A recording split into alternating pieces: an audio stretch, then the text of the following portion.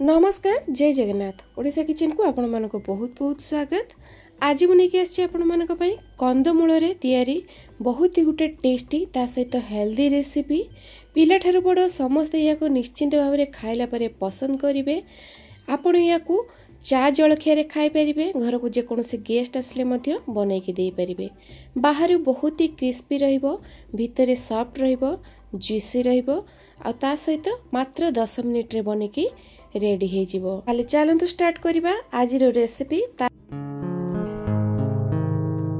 सेतिपई नैची मुझे 500 ग्राम कंदमूल को मुझे भल भाव में धोई नहीं आ गोटे पिलर साहाय्य तार चोपा सबको छड़े नौ। चोपा न छड़े डायरेक्ट सिझेकी नेले हम।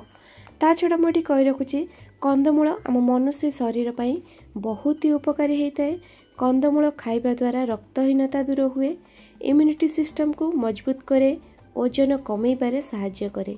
कंदमूल रे विटामिन, मिनरल, कार्बोहाइड्रेट्स प्रचुर परिमाण रे थाए। फाइबर और एंटीऑक्सीडेंट रो गुण मध्य भरपूर थाए।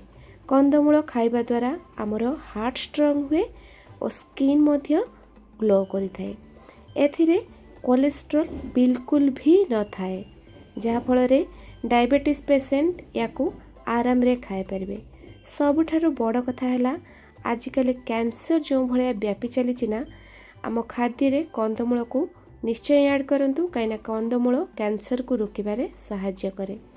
तेणु मु निश्चिंत कहबी सप्ताह रे थरे किंबा 2 थर 100 किंबा 150 ग्राम कंदमूल आम खाइबारे निश्चिंत भाव में ऐड करंतु। एइट देखि पारथबे सब कंदमूल को मु चोपा छड़ेकी टिके बड़ बड़ पीसेस रे एमती काटी नउची। आपण चाहिले जेमिति पीसेस रे काटी परिबे आपण को सुविधा अनुसार। वो कंदमूल को एठी मु काटी नेली देखि पारथबे। एपुटरे मु एठी बसई नेबी गोटे कड़ाई देहरे दे देउची मु एठी 1 कप मापर पानी। जो हिसाब रे आपण कंदमूल नेइथिबे सिझिबा पई सेही हिसाब रे पानी देबे। पानी हल्का गरम हो गला परे आमे कंदमूल को ऐड करबा। आ गैस फ्लेम को एठी आमे पूरा मीडियम रे रखिकी 8 ରୁ 10 मिनिट पई सिझेई नेबा।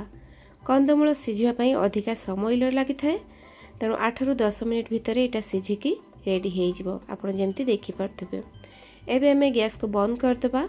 आ गोटे थाली हो किंबा प्लेट को सबको बाहर करी आनिबा। कंदमूल को एई भरी उपाय रे बना तो देखिबे, पिला माने खाउ नथिले मध्य निश्चित भाव में खाइबा पई पसंद करिवे।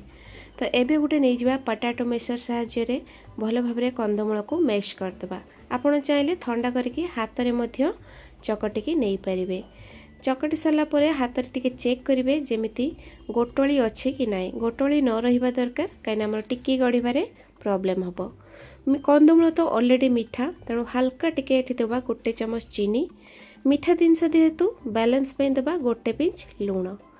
एठी मु नउची 1 चमच कॉर्नफ्लोर नथिले आपण ता बदल रे चाउल गुंड को नहीं पारिबे, नहले बेसन को मध्य नहीं पारिबे।